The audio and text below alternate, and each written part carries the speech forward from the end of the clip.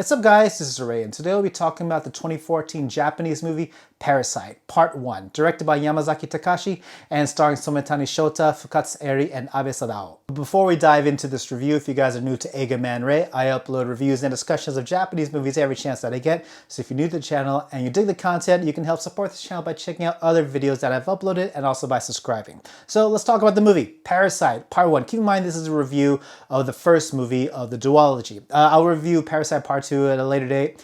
I know I'm pretty bad at reviewing the sequels of some of these movies that I've put up, but I promise I'll get around to them. But anyways, I know Parasyte, it's an adaptation of manga and anime.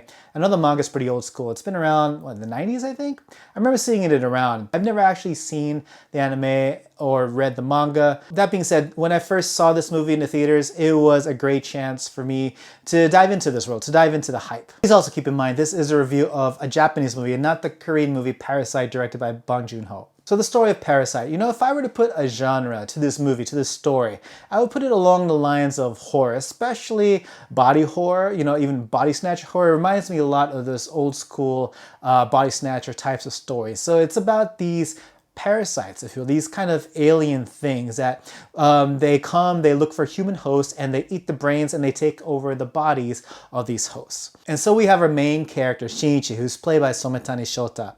And a parasite tries to infiltrate his brain, but fortunately he's asleep with his earphones on. And so this parasite attempts to infiltrate Shinichi instead by going through his right hand. And so Shinichi is able to prevent this parasite from going up to his brain and taking over his body. But what happens instead of killing off this parasite becomes Shinichi's right hand. Like literally, like Shinichi even nicknames him Migi, which basically means right. I guess it's like nicknaming something righty. So now Shinichi and Migi are now living in the same body, so they have really no choice but to live alongside each other. And then Shinichi finds out that there are countless other parasites, or rather countless other bodies, other humans who have been taken over by these parasites. And so now Shinichi is left in a world where he doesn't know who's human, who doesn't know which is a parasite. But yeah, that's how the story of Parasyte starts. There's a lot more that goes into it. You get to meet a lot more characters, and of course other characters who are taken over by these parasites. So let's dive into the positives of Parasyte. First of all, I like the characters. I think first of all, when it comes to the main characters, Shinichi and Migi, I thought them two together were really funny, the way they just banter back and forth. And I think it really is due to Sometani Shota's kind of dry performance. I feel like Sometani is really good at portraying kind of quirky, really funny characters. I think this is kind of one of those characters. Like I can kind of sense a balance, like, Shinichi is trying to be a normal kid, but then he is thrust into this world of horrors where he doesn't know who is who, he doesn't know who to trust. And then you have the going back and forth with Migi, played by Abe Sadao. Abe Sadao is a fantastic actor as well. I think he's one of those characters who,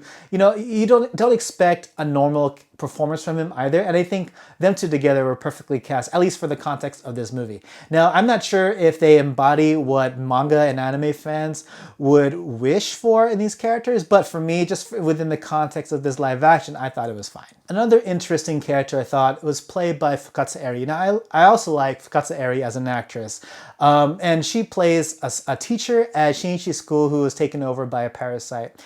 And she is, one of the only parasites around who has made it a goal to not murder every human that they encounter, because for the most part, if you see a parasite come across a human, the human is literally going to be meat for the parasite. And any other humans that they come across are also going to be meat. But Fukatsu Eri's character is a little bit different. She kind of wants to understand the humans and kind of, she allows herself to get pregnant and wants to see if she can raise a child in a world where she can possibly coexist, or where parasites and humans can possibly coexist with each other. And she was, I think, one of the more interesting parasite characters, at least ones that weren't dependent on horror or action to be interesting. And speaking of action, there are a ton of fun fight sequences in here, and the way it has to do with the way the parasites work. They take over a body and they eventually become the human, but at the same time they can almost unravel the bodies of their hosts, and you basically transform different parts into weapons.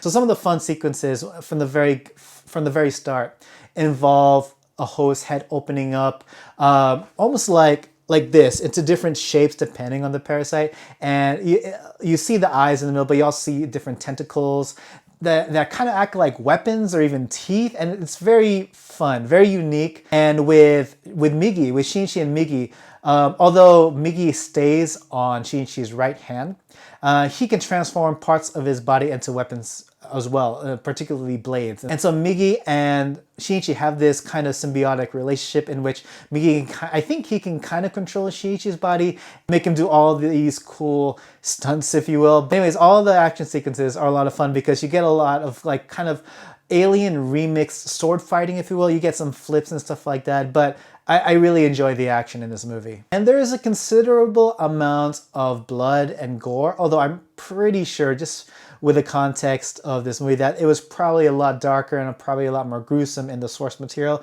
But I think for the most part, this live action adaptation does feature its own amount of gore, especially when it comes to one of the other parasites that Shinichi meets, Shimada, who's played by Higashide Masahiro.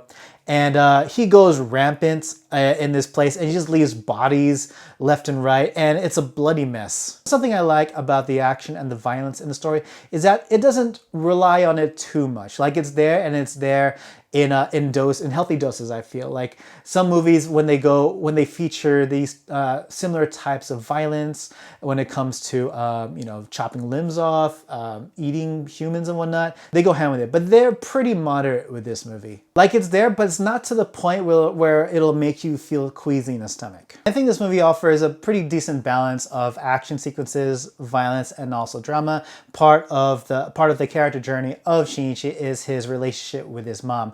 Shinichi lives only with his mom. My mom is played by Yo Kimiko, so we got a lot of big names in this movie.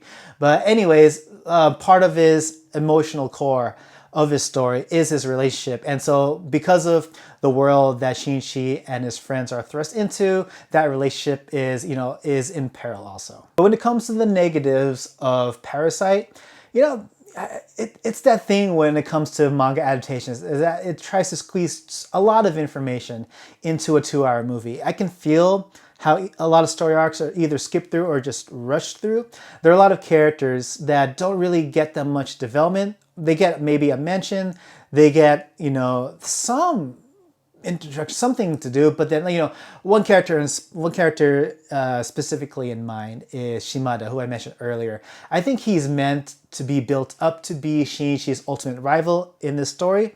I feel like their relationship wasn't really well developed in this movie. I felt like there wasn't enough interaction between them. Like, there were probably 2 big interactions, but there was a whole lot of stuff that happened in between, so you don't really feel on all this build up to their eventual confrontation. So going back, because of the sheer amount of characters and the amount of information they try to squeeze into this movie in relation to those characters, the plot as a whole can feel kind of diluted at times. But overall, what do I have to say about Parasyte Part 1?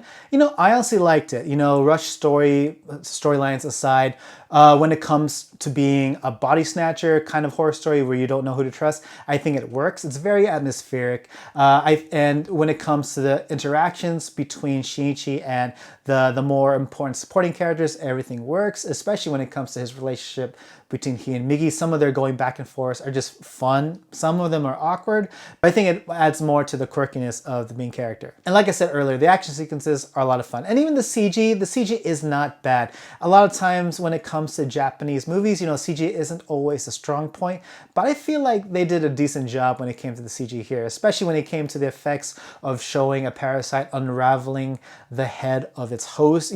Those make for some great moments. Yes, I definitely do recommend to watch Parasyte live action, but like I said, I've never read the manga, so if you guys read the manga and you see this live action, let me know what you thought about it in the comment section below. But yes, those are my thoughts on Parasyte Part 1. Thank you guys for watching. Don't forget to leave a like, share, and subscribe. Follow me on all the social media channels, and if you did the content, feel free to hit that notification bell so you can get a reminder every time I upload a new video.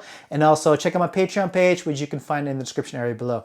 And yeah, that's about it for me, guys. And as always, everyone, thank you so much for watching, and thank you so much for all my patrons over Patreon and supporting this channel and anything and everything that I do. And I'll catch you all again in the next one. Take it easy.